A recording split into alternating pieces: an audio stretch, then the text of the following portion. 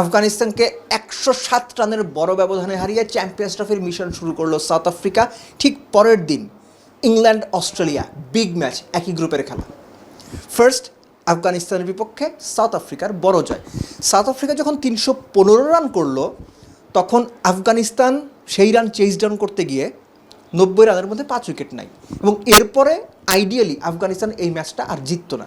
আফগানিস্তানের এই ব্যাটিং ইনিংসটার সঙ্গে 315 চয়েস করতে যাওয়ার যে ইনিংসটা, আপনি বাংলাদেশের একটা সিমিলারিটি পাবেন।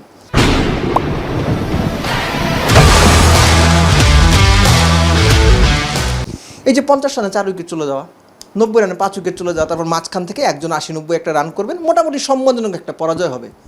Afghanistan exactly did the same thing. So south আফ্রিকার ব্যাটিং ইনিংসটাও খুব ইন্টারেস্টিং। রান রিকাল্টন 100 করেছেন, সাথে 3টা 50 আছে। সাউথ আফ্রিকা একটা পর্যায়ে 35 ওভারে 199 ছিল 2 উইকেটে। খেয়াল করেন, উইকেটে সেঞ্চুরি করা ব্যাটসম্যান 8 উইকেট হাতে। বাইরে কারা কারা আছেন নিচ থেকে হিসাব করেন। Marco Jansen, David Miller, Aiden Markram.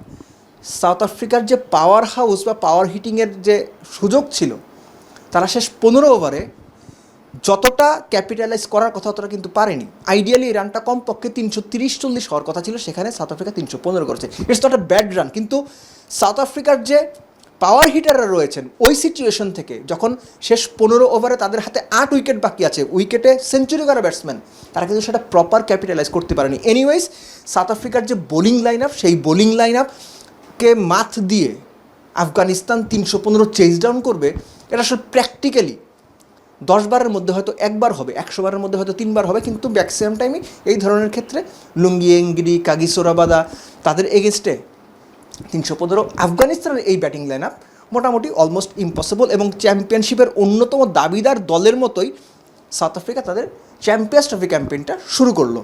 Next Australia England, দুটো দলের ওয়ানডের অবস্থায় অলমোস্ট একরকম। দুই দলের ফর্মই যথেষ্ট খারাপ। আপনি অস্ট্রেলিয়ার কথা চিন্তা করেন, শ্রীলঙ্কার সঙ্গে সিরিজ হেরেছে, পাকিস্তানের সঙ্গে ওয়ানডে সিরিজ হেরেছে।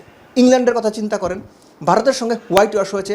যে ওয়েস্ট ইন্ডিজ এই চ্যাম্পিয়ন্স ট্রফিতে জায়গা পায়নি, তাদের কাছে গিয়ে সিরিজ হেরে এসেছে। এমনকি 2023 বিশ্বকাপের পরে ইংল্যান্ড এখনও পর্যন্ত কোনো ওয়ানডে সিরিজ জেতেনি। সো এই যখন ইকুয়েশন, তখন ইংল্যান্ড এবং অস্ট্রেলিয়া মুখোমুখি হতে যাচ্ছে। বাট হ্যাভিং সেড দ্যাট, এমন সব টপ প্লেয়াররা এই দুই দলে আছেন, তারা একটা মাত্র মুহূর্তের অপেক্ষায় থাকেন নিজেদের ফর্মে পেতে, পুরো ম্যাচের সিনারিও চেঞ্জ করে দিতে। আপনি ট্রাভিস হেডের কথা বলেন, আপনি গ্লেন ম্যাক্সওয়েলের কথা বলেন, আপনি জশ বাটলারের কথা বলেন, কিংবা আপনি জো রুটের কথা বলেন, এই সুযোগটা রয়েছে। ইংল্যান্ড অস্ট্রেলিয়া ম্যাচটা মোটামুটি ধরে নেওয়া যায় একটা নেইল বাইটিং ম্যাচ হবে, একটা সমানে সমানে টক্কর হবে।